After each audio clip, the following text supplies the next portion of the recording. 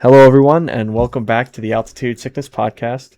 I am Tony. This is episode 34, and I am being joined by Drew and Matthew. How are we doing this fine Monday night? Well, uh, Rockies wise, couldn't be worse. Yeah. Uh, Life wise, pretty solid. Except my Wi-Fi's out for some reason. But oh well. Yes, same thing for me. Rockies stink. College football is back this weekend, so that will hopefully give me some joy. We'll see if the Rockies can turn it around this week against some opponents that I think they can beat. So I guess we'll see what happens. Yeah, pretty rough week this past week. After a pretty good week the week before, like going on a high note and then just crashing and burning really bad. In all fairness, they did have two pretty tough opponents, like more tough opponents, Dodgers and then Guardians, who are a winning team. But we'll get into this. Well, honestly, it's just not worth spending a lot of time with these games because these were pretty rough ones.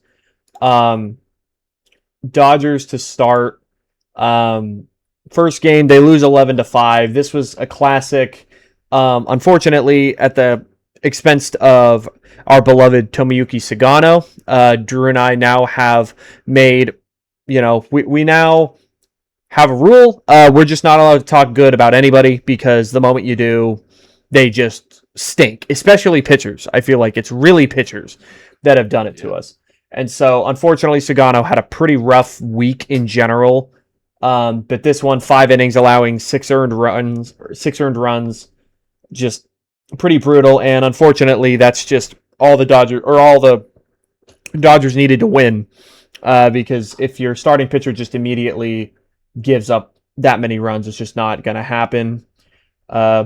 Hits, like 6 hits from the offense, not that great. Nothing really of note in this game. It was just the Dodgers kind of demolished. The Rockies scored 3 garbage time runs in the 9th inning, but pretty uneventful first game. Second game was a bit closer. It was 7-6. Rockies were down at one point, 6-3 going into the 4th. But again, like just a bad start from a starting pitcher. Where have you heard that before? This time, Ryan Feltner, 5 innings, 7 earned runs. Just his struggles just continue to be very apparent. I mean, going into the game, he had a 5.97 ERA, and he does have a 5.97 ERA now. It's just absolutely terrible. I mean, I don't know. Rockies, they get after Eric Lauer, the starting pitcher for the Dodgers, getting 4 earned runs off him in 5 innings. And they score a few late runs, but it's not enough. Shohei just destroyed us this series. 2 home runs in the first game, a home run here in the second game as well. Willie Castro had a home run in this one, but Cole Carrig, TJ Rumfield, Connor Norby, Jake McCarthy all had doubles. So a pretty good game from Willie Castro of note is 3 runs scored, 2 hits, a home run, and 2 RBI with 2 walks as well. Like he had a very, very good game. But again, just very unfortunate that the starting pitching just does not give us a chance to win. Like you're not going to win many games that your starting pitching allows 7 runs. Unfortunately. And then last game, 6-4 loss in 10 innings. This one was honestly probably the most frustrating loss, I feel.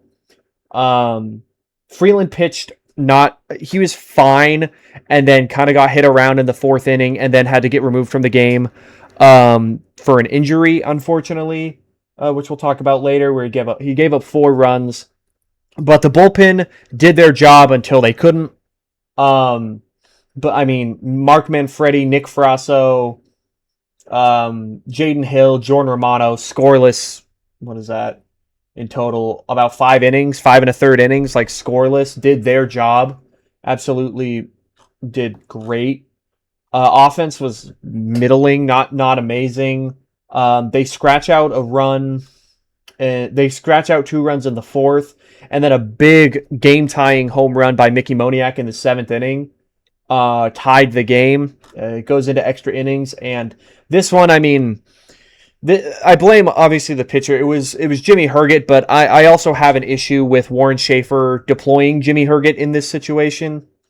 He has shown this year that he is not a reliable pitcher, and I get it that you used in this game especially a lot of pitchers, but I don't know. Put in Brennan Bernardino, probably the most reliable reliever, who he put in after Jimmy Herget, by the way. I don't care about the lefty righty garbage, bro. Like, you have one pitcher in this game that you know can get you like the closest to winning. Put him in the game. Do not put the 6.14 ERA in there, but it's whatever. Rockies just go very quietly in the ninth. Like, don't even give a chance. And they lose this. They get swept by the Dodgers pretty, like, yeah, close-ish last two games, but again, starting pitching was really the story of that series. Just brutal series for the starters, unfortunately. Does anyone have anything on that? Really, like, it's a pretty cut dry one. Like, Yeah, no, it was tough. Nothing from me. You can't go into extra innings expecting to beat the Dodgers either. So yeah, maybe that was a part of hashtag Platoon Schaefer's plan, but to just try to get it done in the ninth. But it was a tough series against a team. The Dodgers, they were sliding as much then as they have all season. yeah. So it's still not sliding because they're obviously still number one in the NL West, but for their standards, they were, going off of like a 6 or 7 game losing streak. Yeah, they were doing pretty bad, and now they have just gone on a 7 game winning streak. And that's just the Rockies are the perfect opponent for them when they're sliding, mm-hmm. which the Rockies have actually done pretty well on so far this year on beating teams while they're down. Yeah, instead of being the rebound series, which they were. Yeah, but unfortunately here they were absolutely that rebound series, and going into the next series, Guardians, they were not really looking bad, but the Rockies sure were, and made it known pretty clearly in the first game where they just get throttled 9-1. Just again, Tanner Gordon, 5 innings, 5 earned runs, just not good, and then Zach Agnos blows up, giving up 4 runs late in the game. Offense was completely non-existent. Nothing really of note, honestly. Like, Cole Carrick had a double, only extra base hit all game. They did have the lead 1-0 though, so that's good. But then proceeded to get shut out the rest of the game. That one not a fun one. Next game 4-3, another close one. So I guess that's something, but that's not what I want to hear. I'd rather hear they win these games rather than just, oh, it was a close game. Gabe Hughes, I mean, did fine. 5 innings allowing 3 earned runs, but that's still not amazing. Like, got in a game that is decided by 1 run, like, those 3 runs matter. Nick Frasso gives up a run in the next inning, and unfortunately the Rockies could not scratch anything else out. Big notes here. Mickey Moniak had a home run. Had a solo home run in the 5th inning. And then Connor Norby hits a home run in the 9th inning to bring it within 1. But that was all she wrote. The big death blow was a 3-run home run from Joe Adell against Gabe Hughes, unfortunately. And it showed again in that inning that he cruises when he doesn't allow a lot of runners, and then the moment that he starts allowing a runner after like a tough at-bat, it just really snowballs on him. And it really reared its ugly head there. And then last game on Sunday, looking to maybe salvage one of the games. Unfortunately, not in the cards today because another very bad start. Unfortunately for our boy Sagano, 3 innings allowing 5 runs. Didn't even give him a chance again. Just bullpen did fine, allowed 2 runs over the next 8 innings, but over next not 8 innings, 6 innings. But again, not much of an offensive showing, and it was just really brutal back-to-back series. Not really much of note other than that. Like, I don't really know how to describe it other than that. I mean, yeah, I don't know. Bad starting pitching. I think that's which we'll talk about in our next section, but really bad starting pitching. Things of notes from these series, the Rockies now are currently on a 9-game losing streak at Coors Field, which is the longest in franchise history. They also allowed a home run in 17 straight. They didn't allow a home run on Sunday, so that ended, but they allowed a home run in 17 straight games, which was also a franchise history, I believe. So, I mean, we'll always talk about this. Yeah, the offense was a little inconsistent in those series, and maybe you want them to get back, but that's also two very good pitching teams, and yes, you're at Coors, but, that is what it is. But it just will always remain the key. The Rockies will never be good until they have at least subpar pitching. But they have just had awful pitching. I mean, 30th in baseball pitching for the last 3+ years. And until the Rockies can get anything other than that, they're just not going to win. And I mean that's just how it goes. I mean, the Rockies, I don't even know. Like, they allowed more than 6 runs in all but one of those games. And they allowed more than 7 runs in all but 2 of those games. Like, they just is brutal. And again, I get it, Coors Field, but you've got to be able to. And a big theme of it, I feel, is these long, drawn-out innings where these pitchers just rack up a ridiculous amount of pitches. I mean, we were talking about it yesterday as the game on Sunday against the Guardians, Tomoyuki Sagano. I mean, that first inning was ridiculous. It was a 35-minute first inning. And sorry, I'll just note that it's been 24 hours, so the text isn't up. But I was watching that, and the Rockies did not record an out for the first 14 minutes of the game. 14 minutes without recording a single out, with no stoppages. There was not like a mound visit. Nobody got hurt during that time. That was all just baseball.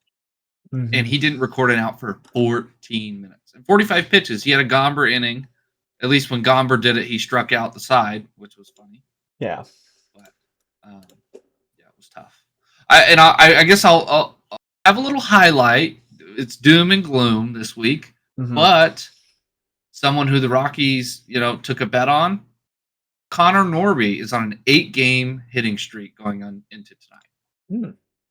So that's fun because his defense has been pretty good. I think that's what he's known for. It's kind of a Tovar situation where his defense was good, and he's always going to have that, but his bat's been really cold.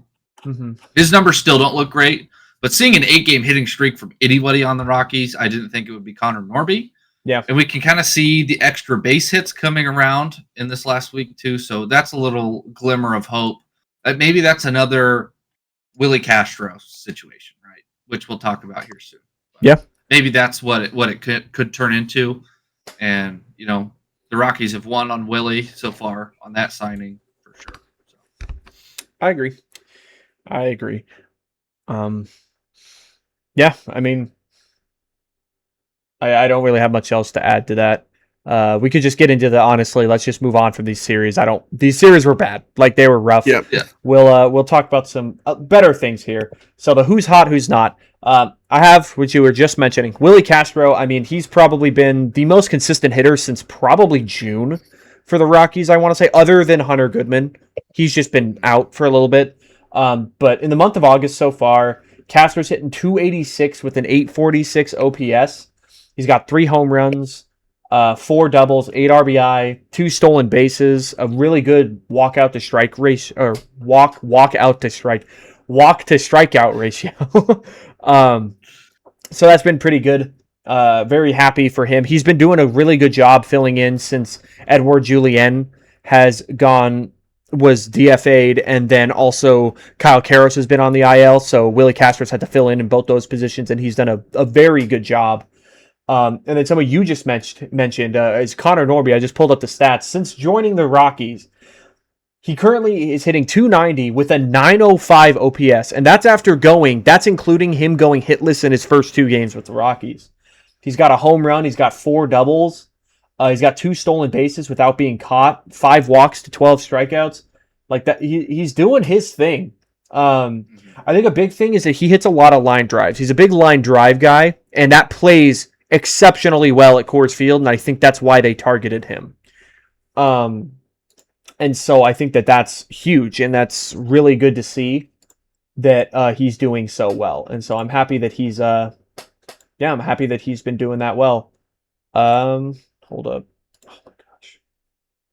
Yeah, so I'm happy that seems to be working out pretty solidly so far for the Rockies. Really good stuff for Connor Norby. And now, where do you guys want to go with with who's not? Because right now, I'm not gonna lie, those may be the only 2 guys that are really doing well. Like the rest of the offense has been pretty hit or miss. Zach Veen has cooled off tremendously since last week. He's currently striking out over 40%, which is just, I mean, that's gonna come with time, but he's just got to figure it out. Really quick, I do want to mention Sagano in the last week. I know I talked about him a little bit. In his last 2 starts in 8 innings, he's allowed 11 earned runs, 2 home runs, only walked 2, but that's a 12.38 ERA. He's allowed 16 hits in 8 innings. Both, granted, are at Coors Field, but you can only give him so much. Yeah. And in 8 innings, by the way, he has pitched 181 pitches in 8 innings. I'm not entirely sure. I'm doing the math really quick. I got to pull up a calculator because I am too lazy to do this. That's 22.6 pitches an inning, which that's Lorenzen numbers. Yeah, the average that you want, that I like to see, is about 15. Is a solid amount. So he's getting a lot. And again, that is the average. That means half the innings. That's above 22 pitches. So not good stuff for our boy. And unfortunately, those 2 pretty rough games have ballooned his stats to a pretty bad level. It's now up to a 4.96 ERA, nearly a 5. And he got both of those losses as well. But it is what it is.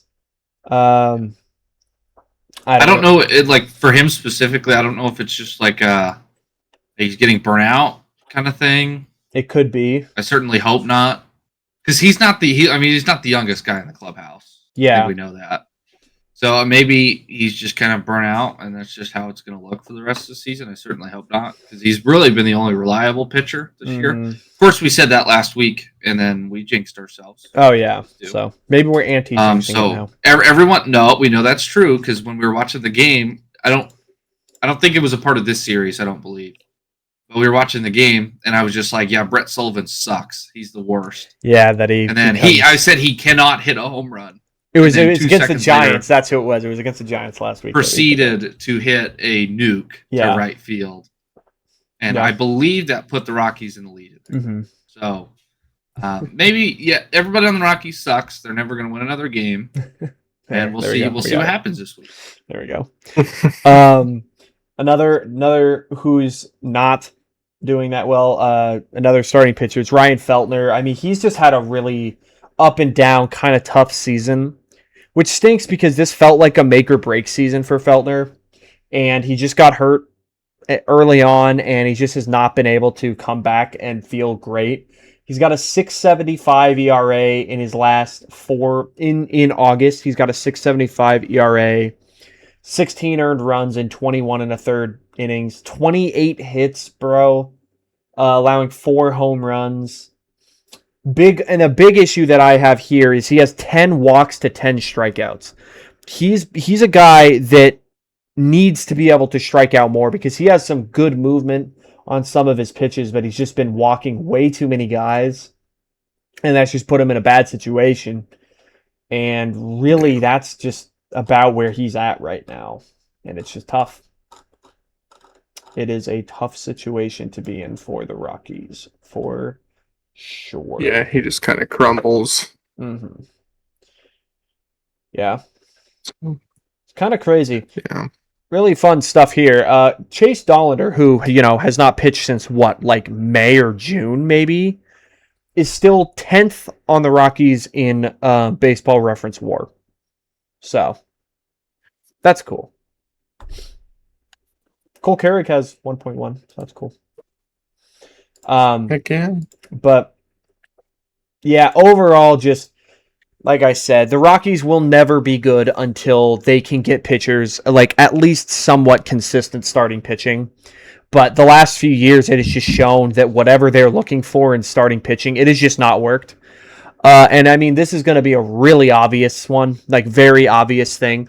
But it feels like the starting pitchers just don't throw enough strikes. Like that feels like, and I mean, we talk about it with the pitch counts being up, and yes, they allow a lot of hits, so maybe, but no, it feels like, I mean, and a perfect example of this was with Michael Lorenzen.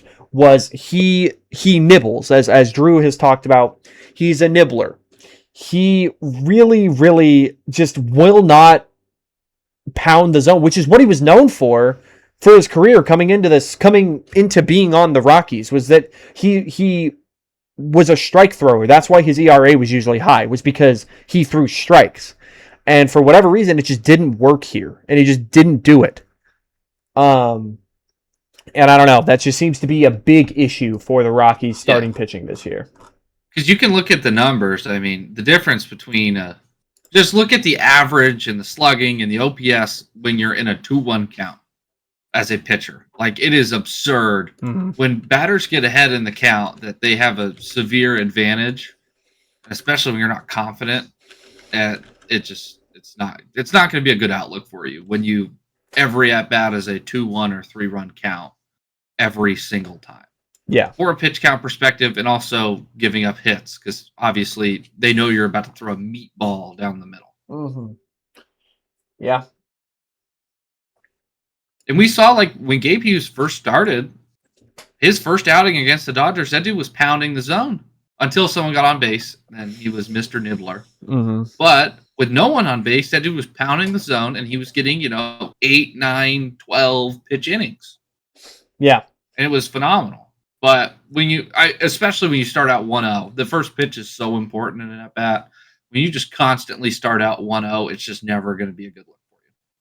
And even if the Rockies do start out 0-1, then it's all right. Let me throw 3 sliders 10 feet out of the plate. See if he'll get it. See if he'll swing. And you're down 3-1, and you just kind of botch it from there. But that's how it feels like. If the Rockies do get ahead in the count, then it's okay. Let's make them chase. It's not like Tovar's at bat every single time. That's not going to work. Yeah. Yeah, I just did some math. In 130 games pitched for the starting pitching, they currently are walking about 7.6% of batters. I don't for sure know what the major league average is, but it's assuredly lower than that as a starting pitching group. The starters are currently allowing an 888 OPS against them. And hitters are hitting 300. Now, again, some of that you can attribute to Coors Field. There's a little bit that you can attribute to that because, you're going to hit better at Coors and all that. But that is just not good. That's not going to cut it. I mean, in 888 OPS, that is essentially Hunter Goodman is batting every single time you're coming up. Every hitter that you are facing as a starting pitcher, Hunter Goodman is hitting. That's essentially what that is. Relievers are still not great, but they are doing a lot better. 786 OPS. Yet they have more walks than the starting pitchers, by the way. Oh, yeah. So that's great. Let me do the math really quick. Let me see.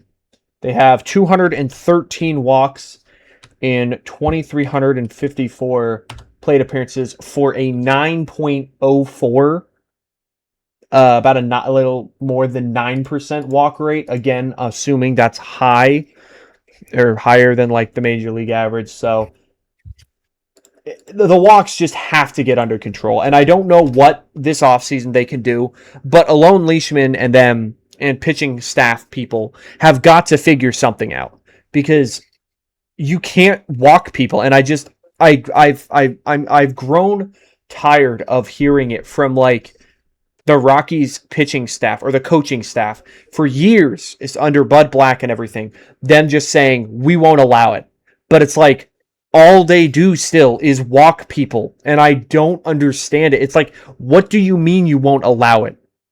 Everyone is walking people. Everybody. The only person that doesn't, in all fairness, is Kyle Freeland. Kyle Freeland is actually one of the better pitchers, not just on the Rockies, but in baseball, at not allowing people, is not walking people. Yeah. He is actually I mean, if you throw a sub 90s fastball, yeah, it kind of messes you up anyway. Yeah, like he currently is walking people at a 5.1% rate, which is the 97th percentile in baseball, which is absolutely great. So if it weren't for him, we'd be even worse. So it's just, I don't know. It grinds my gears, I tell you, that just seeing how unbelievably bad the starting pitching has been, because it's just like, this is the first week I have felt, honestly, this year, that it's just every game I'm going into, just like, we just don't have a chance, because I know that in some way the starting pitching is about to blow this game. It doesn't matter how good the offense is going to be. It doesn't matter how solid the bullpen will be. Like, the starting pitching and the starting rotation is just going to continuously let us down. And it also seems to be a blow-up inning issue. Yes, very much so. They'll be fine. They'll be fine. Yeah. It'll happen in the second inning, the first inning, anything 1 through 4, or even 5 if they make it that far. It happens at some point. It's really unfortunate when they pitch, 3 great innings and just come out and get shelled when the second round of the rotation comes back around. Yeah. So, and another thing is, like, sports are it's a momentum game. So when you're starting out behind every single time, it's so much harder to claw yourself out of it. Mm-hmm. And baseball, like, in particular, is a humongous mental sport more than others. And so it makes it even more of a momentum sport. And as batters, when you go into the third inning and you're down 6-1, it's a little hard to get momentum to come back before it's too late. Exactly. I agree with you. That's assuming that the bullpen shoves. That is all assuming that the bullpen shoves, which we know is not super consistent. Yeah. Can't expect to win games when your starting pitching gives up 6 runs. Yeah. I know. You're basically playing from behind all the time, so annoying. I agree. I'm looking at it here. Rockies starter ERA. So I looked up top 10 worst starting ERA since 1990. Granted, this is StatMuse, so take this with a grain of salt, because I feel like that it's just probably never wrong. right. But take it with a grain of salt. The worst ever were the 1930 Phillies with a 6.71 ERA. The Rockies currently, through 130 games. Oh, wait, never mind. Nope. Yeah, see, this is just wrong. This is just not even close. Never mind. Yeah. I cannot stand StatMuse. I just want to know why stat StatMuse exists. I don't know why StatMuse pops up when I look something up, because it is never right. It's so bad. It is never right. It is really I just want to know that unless you pay extra. Yeah. And then it's still wrong. Yeah. So dumb. I'm sorry. I'm trying to find it, but I just can't. It's just not here. Well, the rage-inducing part is if you look up something on like ChatGPT, StatMuse comes up a lot. Yeah. Yeah, I just can't. It's just not telling me. Whatever. You're so dumb, bro. When you do look up something, for the viewers out there that like to look up stats on ChatGPT, each stat it'll tell you where it got it from. So if you see Baseball Reference, woo, it's probably right. If you see Stat Muse, there's not a chance in hell that it's Okay. So I've now seen this number twice, so I think this is pretty accurate. The Rockies currently starting pitchers have an ERA of 6.19, which, according to this, if this is correct, that would be the fourth worst in MLB history, by the way. I don't remember what their starting pitching was last year, but it was pretty bad. And I think it set the record possibly for the worst ever.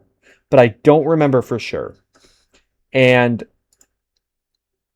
let me see here. Last year, the Rocky starters had a 6.65 ERA. So we're somehow almost we're almost half a run better than that.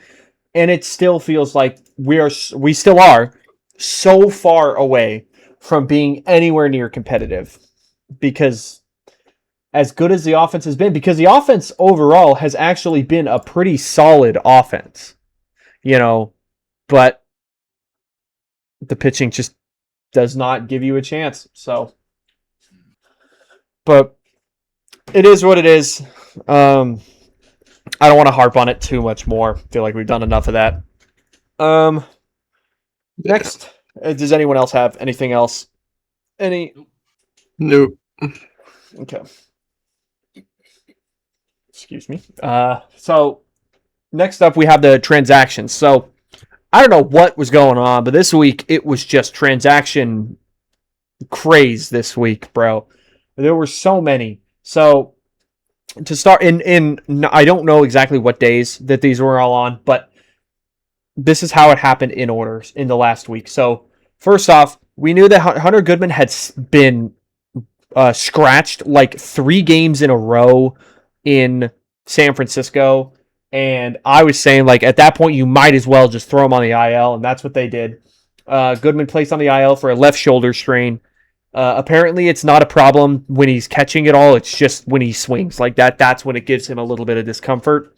And so I think, they just don't want to risk anything, so they wanted to just deal with that. So Braxton Fulford was recalled to fill in his spot. The Rockies selected the contract of Mark Manfredi. Where did we get him from? We traded for him. I don't remember where it was. He may be the Brewer guy. I don't remember, bro. I don't remember where he was from. I don't. But no, he was the White Sox. Manfredi was the White Sox. Mason Adams was the Brewer, I think. But either way, we selected the contract of Mark Manfredi, and he's been solid. TJ Shook was optioned as a corresponding move. Jaden Hill finally reinstated from the 15-day IL. The Rockies last week or 2 weeks ago DFA'd Michael Lorenzen, and then last week they released him because he was not picked up by any team. Shocker. So, and then he declined an outright to AAA, so he was released. The Rockies DFA'd pitcher Parker Mashinsky. Really kind of weird because he wasn't even that bad, but I think the argument was just he's a 30-year-old. They don't really need a 30-year-old reliever for any reason. He was a lefty, right? He was a lefty, but they got Mark Manfredi, who's a lefty now. That's I think why the justification for it. Adele Amador was optioned, which I don't like, but I get it because he was playing pretty solid in the games that he was playing. Because Kyle Karros was reinstated from the IL, played for about 4 innings in the game that he came back, and then was reinstated to the concussion IL. I guess he still had lingering effects, and he was starting to see things and go crazy again, so he needed to get back on there. They recalled Ryan Ritter, so he finally has made his long-awaited reinstatement. So that's good. Good to see that. He's played elite defense, by the way. He has not been. He's the same Ryan Ritter as before. Has not hit very well, but he has played elite defense at second base. So that's good. Tyler Freeman was activated off of the IL and then subsequently optioned to AAA, which I think was the right move. I I would honestly, at this point, if the Rockies are smart, they should not recall him. I think that other players should get the chance because no offense to Tyler Freeman, but he has not been good. I think he has been the least valuable player in baseball because his defense has been so bad, and he's not had the hit tool that he normally displays. So I think for now, I think that's the right call. The Rockies today selected the contract of Blake Adams, who actually, as we're recording this currently, he is about to make his major league debut. He is warming up, about to start, so that's really cool. And this was a move to that was subsequently made because Kyle Freeland was placed on the IL with a pinched nerve, so that was the issue that caused him to come out of that start. So that stinks, and it's really weird because there is a big chance that could have been the last start that Kyle Freeland ever makes as a Rocky, which is really weird to think about. I hope it's not in terms of I hope that he can come back this year and get another start or two in to get a real send-off and not just, that. But who knows? I don't know, because it also stinks because he was 25 strikeouts away from being the all-time leader in strikeouts for the Rockies. And I don't foresee him, barring him coming back immediately from the IL, which I don't know what's going to happen.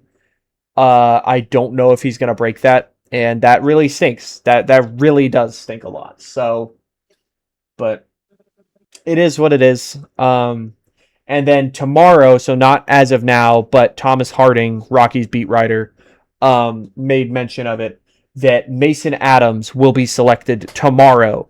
And so we'll know a subsequent move for that as well, which we don't know for sure what's going to happen yet. But whether that be someone get optioned or honestly the release of someone like a Jimmy Herget could happen because he has been rough recently. But who knows what's going to happen. So, but that's all the transactions this week. Just crazy. And it's honestly only going to get worse because once September rolls around, you can add 2 more players to your roster. I think it goes up to a 28-man active roster. And so we'll have a few more players come up, see what happens. And this may be a hot take. I do not foresee Charlie Condon making his major league debut this year. Because a few things. First off, the lockout next year. If the Rockies... So I listened to another podcast that actually Ryan Spielborg's the former player who's now a Rockies announcer. He does a podcast, and I was listening to him, and what he was talking about was that the MLB lockout does not apply for the minor leagues. So what that means is that if Charlie Condon were to make his major league debut, he would therefore be a major leaguer and then could not partake in any team workouts or anything team affiliated next year while the lockout is going on. Whereas if he doesn't make his major league debut, he can have a normal spring training, minor league spring training, and play in the minor league season regardless of what happens at the major league level. And so that could be the route that the Rockies front office takes because they might value that development time a little more because who knows what's going to happen like with any of that. Like who knows what's going to happen, and also with how inconsistent Charlie Condon has been.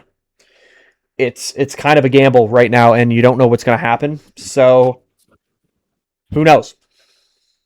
But Yeah, Condon has made me a little sad how inconsistent he has been. Mm-hmm.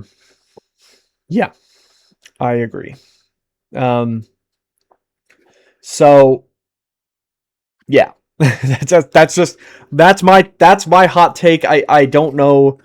I do not foresee him honestly getting the call this year, which is crazy thinking about the numbers that he was putting up.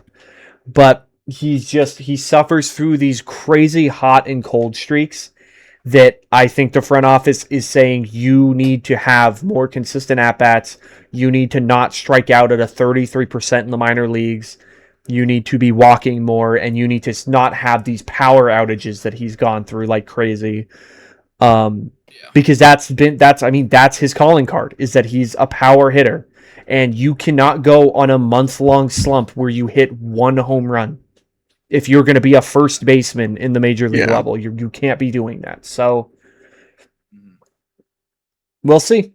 We'll see what happens. It's a crazy time. Can I give a transaction news? Uh-huh. Not for the Rockies, but for a Rocky in my heart. Michael Toglia trying to get some at-bats in Cincinnati. They put him in left field, which I don't think we saw when he was on the Rockies. He played right field a few times. Strictly in right. Yeah, I mean, yeah. But made an absolute gold glove catch in the outfield, unfortunately resulting in him dislocating his shoulder. But that's how you know that's the kind of player you want on your team, because he was in the midst of dislocating his shoulder on the ground. Like, it is dislocated, it is not in the socket. Yeah. And he caught the ball, and that only made 2 outs, so he tossed the ball to the center fielder to make sure the runner didn't advance. So that's just, that's a guy I want on my team. Yeah. But unfortunately, he will be having shoulder surgery, so he is done for the year. Brutal. Which is really tough for a guy that's trying to fight for big league at bats. Yeah, that's where it's really that's just that type of thing. That's just hard to see. It's hard to just stomach stuff like that. And on that team, on that Reds team, he was never going to be the starting first baseman. There's 2 guys in front of him that are better. Yeah. Point blank. But who knows? Maybe he'll go to another team. Obviously, there's no room for him on the Rockies anymore, which is a bittersweet feeling. But yeah, it was great to see Michael Toglia be on MLB Instagram for making a Gold Glove catch as a guy that's his size and not very fast. I agree. Really quick, while we're on the topic of other former Rockies, I wanna look really quick, go through each of the Rockies that were traded this year. I'm really quick pulling up their stats. All right, we'll start off with the first one that happened, Seth Halverson, which, by the way, I just Googled Seth Halverson, and the first picture that pops up is a picture of Nick Frasso, so that's cool. Yeah. It's not even him. That happens a lot. that happens a lot for players for some reason. Yeah. So Seth Halverson, he's only pitched 1 inning for the Dodgers. He got the win, so that's cool. Walked a guy, intentionally walked another guy, but then got out of it, I think. Yeah, didn't allow a hit. Good for him. That's really not even anything, really. So, next up, we got, I guess I'll go in order of trades. Brenton Doyle to the White Sox. In 17 games for the White Sox, he's currently hitting 194 with a 500 OPS. Somehow worse than he was on the Rockies. Very sad. Only at 1 home run, only 1 double, 1 RBI, 9 strikeouts to no walks. Brutal stuff.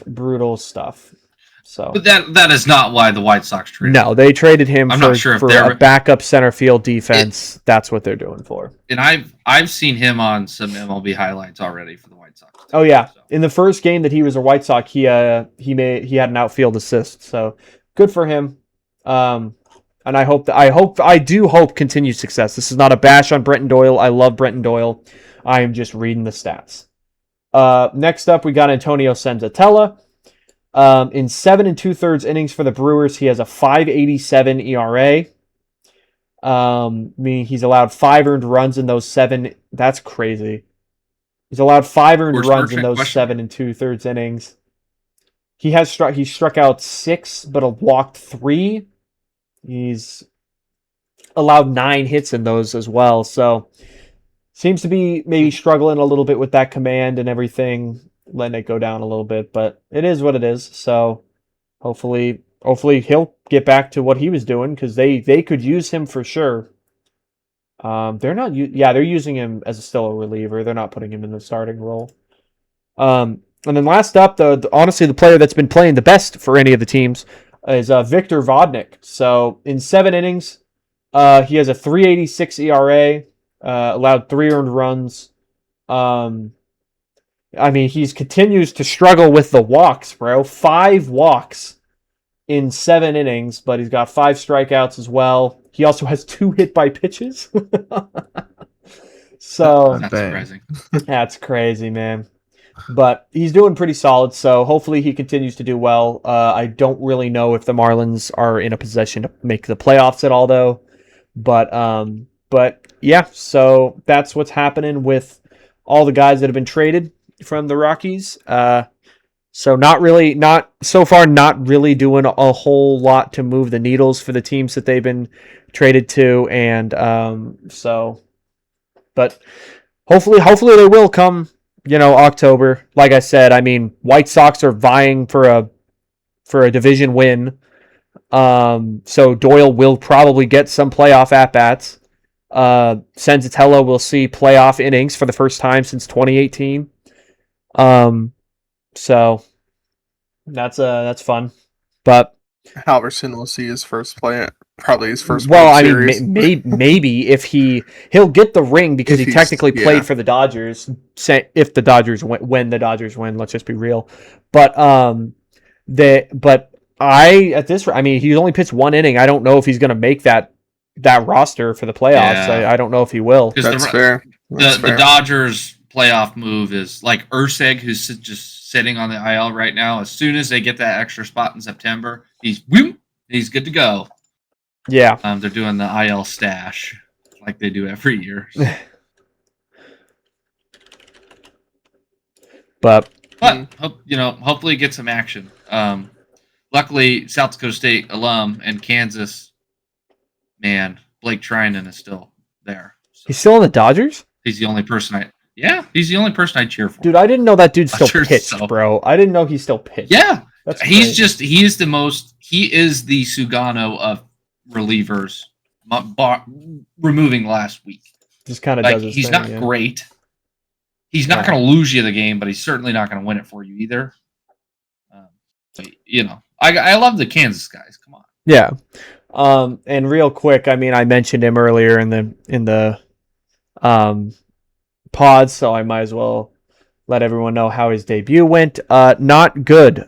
Blake Adams unfortunately gives up 2 earned runs in 1 inning of work, allowing 3 hits. So currently a nice crisp 18 ERA. So good stuff.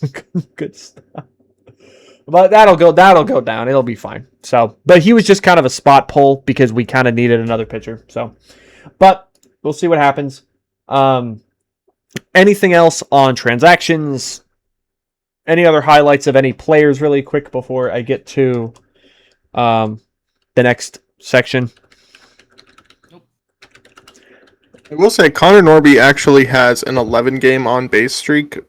He has an 8-game hit streak, but 11-game on-base streak. Oh, Every okay. single game he's played with the Rockies, he's gotten on base. See, that's something that I did notice. In the See first 2 games that he played, he didn't get a hit, but he had walks. Like, he has put together a lot of good ABs for the Rockies, and now the hits are starting to come through. So, Yep. love to see that. That was all I wanted to say. I wanted to mention it. I Yeah. thought that was cool. That's worth it.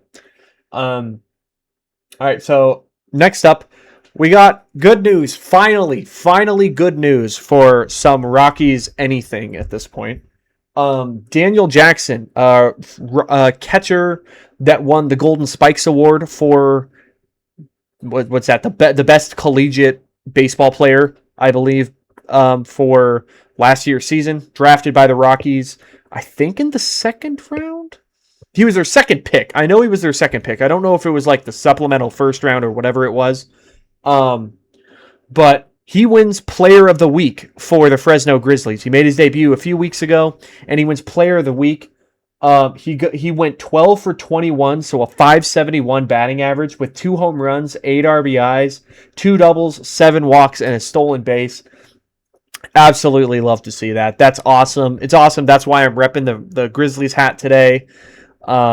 Really good stuff, honestly.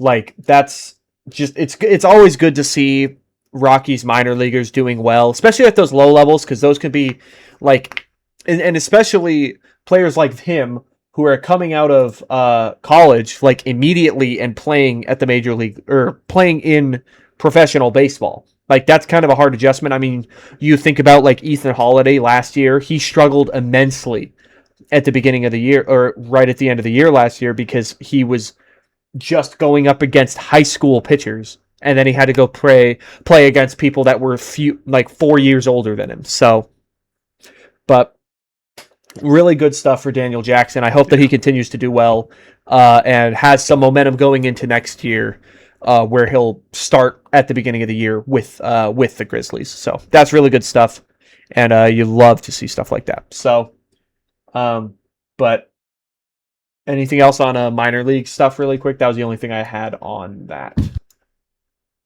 Because if not, I think the only thing we have left is the home run draft. Matthew, do you have that pulled up?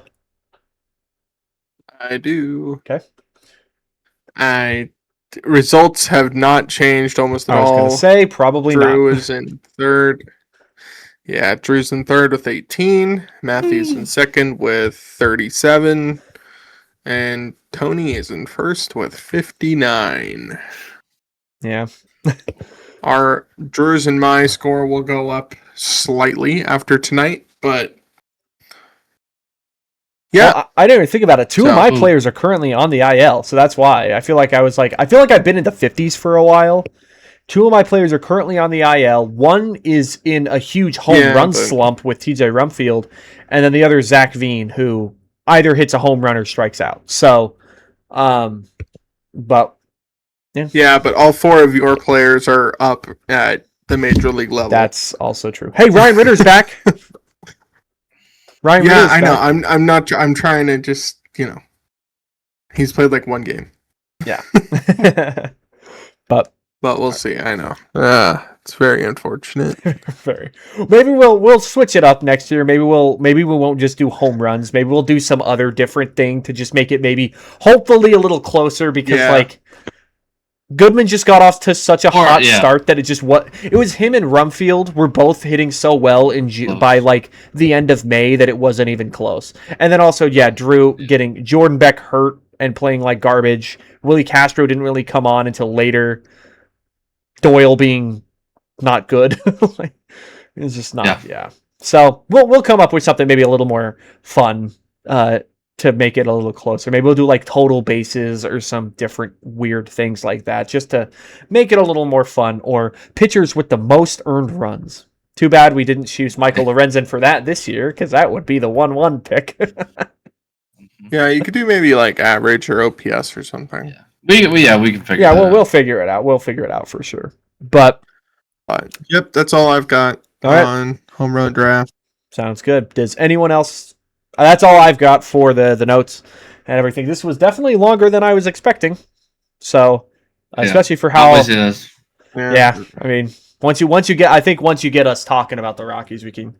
Especially, I feel like I can just go on and on about this team, which just again, that's why we do it. That's why we're here. Yeah, that's why we're here. Exactly. Well. So. But. Yep, that's all I have got. Okay, cool. Well, thank you all so much for watching or listening. And as always, hopefully this next week could be a little bit better for the Rockies. That's all we hope for. And as always, tonight. Tonight not a good start, but that's fine. We'll move on to tomorrow. But as always, thank you all so much for watching. And as always, go Rockies, and we'll see you guys in the next one. All right, bye.